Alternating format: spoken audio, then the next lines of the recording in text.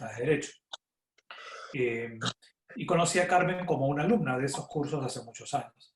Una magistrada seria, competente, decente. Y ella el caso consiste en que ella fue no ratificada por el antiguo y tristemente célebre Consejo Nacional de la Magistratura, sin ninguna razón, ¿no? Lo que dijo, perdón, recordando el caso, lo que dijo el CNM para no ratificarla era que su producción, la producción de sentencias que había presentado con el objeto de ser evaluada en la ratificación, no cumplía con los estándares mínimos que tenía el Consejo. La situación curiosa es que ella, años antes, era jueza superior, titular, había postulado para ser jueza de la Corte Suprema. Y de hecho llegó a estar sentada en la Corte Suprema. Y en esa postulación, el propio Consejo de la Magistratura, en un proceso anterior, había dicho que esa misma producción, que eran las mismas sentencias que había presentado para ser evaluada en su calidad profesional, habían satisfecho los criterios de los evaluadores como para ser bien calificadas y bien valoradas en el marco del proceso de ascenso hacia la Corte Suprema.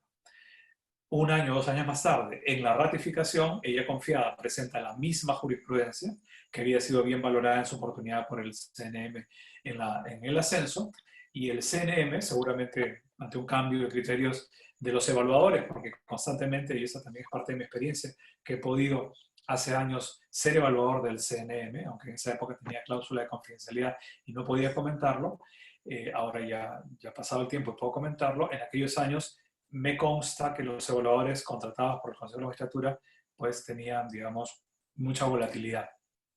Como fue otro equipo de evaluadores los que evaluaron un año o 2 años después la misma jurisprudencia bien valorada en su oportunidad para el ascenso, dijeron en esta ocasión a la ratificación que no cumplía con estándares mínimos de buena motivación y que en consecuencia la magistrada no debía ser ratificada.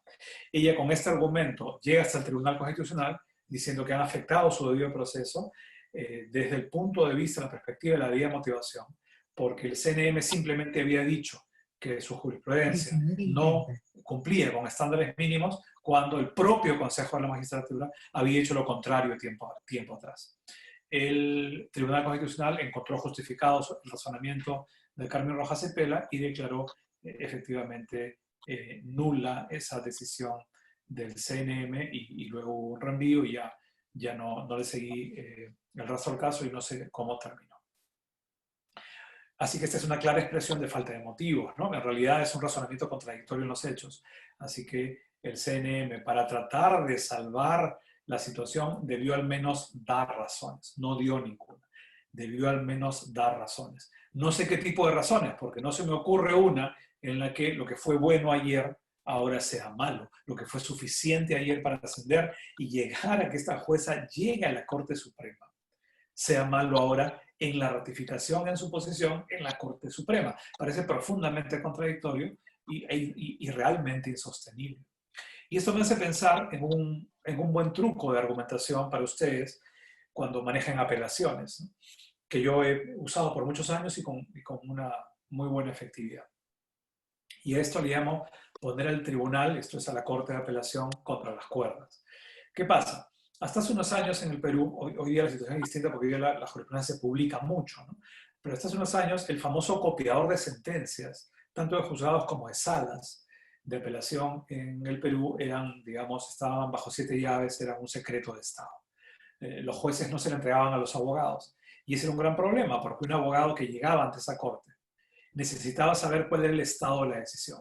Como ustedes saben, o necesitan saber, una investigadora o investigador entre ustedes de tesis de máster o de doctor, sabe que tiene que investigar qué han dicho los autores sobre el problema de investigación que piensan desarrollar, y a eso le llaman, en esta parte del mundo le llaman en América Latina estado de la cuestión, en inglés le llaman estado del arte, ¿no? Tienen que saber cuál ha sido el conjunto de pronunciamientos de los sabios y los profesores y las profesoras sobre el particular. Pues una abogada que llega a una corte o una unidad judicial, si es responsable, si es trabajadora, si es estudiosa, lo primero que tiene que hacer es conocer el estado de la decisión de la corte. Sin embargo, los jueces y los relatores de sala no te daban el copiador de sentencia. Yo he peleado mucho en la década del 2000 con administrativos y relatores de salas para que me dieran la información.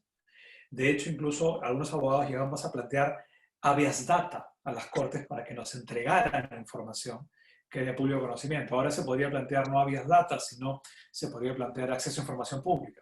Sin embargo, ya creo que la gran mayoría, si no todas las cortes superiores del país, tienen disposiciones administrativas, circulares, etcétera, en las que dicen que, por supuesto, el copiado de sentencias es un valor público, es acceso al público. Si hay algo con valor público, es la jurisprudencia, como es natural. Sin embargo, las cortes, con un cierto afán de secretismo, un poco la antigua, ¿no? Querían cubrirse y simplemente no dejar ver su producción. Ahora sí, como les digo, está disponible. ¿Qué tienes que hacer? Truco. Si vas a representar el interés del cliente en una apelación, ¿qué tienes que hacer? Ubicarte en la jurisprudencia anterior de los últimos 2 o 3 años. En particular, la que afecta a tu caso concreto. Y claro, tener la suerte de que el tipo de decisión, la línea de decisión, el estado de decisión de la Corte sea muy similar al interés que tú quieres hacer prevalecer de tu cliente. Esto es, que tu posición jurídica en la apelación esté completamente en la misma línea del estado de decisión que la Corte ha adoptado en los últimos años. Si es así, tienes un caso muy ganador, porque puedes citarles que en el caso A, B, C, D, F y G, la Corte, la que está sentada allí, decidió de la manera X. Y tú lo único que vienes a pedir es que decidan de la misma forma. Caso ganador. No hay forma de que la Corte salga de ese ponerla entre las cuerdas, porque es ante la misma razón el mismo derecho. La ley debe ser aplicada igualmente. Principio de seguridad jurídica, principio de previsibilidad de las decisiones judiciales, garantía de la misma aplicación o la misma interpretación de la ley ante el mismo tipo de casos concretos. Entonces, hay muchos argumentos desde el punto de vista de la ordenación del sistema jurídico como para poder proceder a la Corte y que simplemente debe seguir su propia línea de razonamiento. Además, es lo más económico del mundo, porque las Cortes lo que realmente quieren es seguir decidiendo como habían estado decidiendo antes. Créanme, las Cortes desde el punto de vista ideológico o psicológico son profundamente conservadoras. Los casos más difíciles son los casos donde tú como abogada lo que quieres hacer es que la Corte revise su estado de decisión y al final transforme su jurisprudencia. Estos son los casos más complicados porque la Corte va a tener muchos incentivos para seguir abrazando su mismo estado de decisión. Salvo que tú, con brillantez, con, digamos, capacidad analítica y con capacidad de realismo, le muestres a la Corte por qué hoy hay que decidir de manera diferente. ¿Cuál ha sido el cambio de circunstancias que justificaría que la Corte adopte un criterio diferente?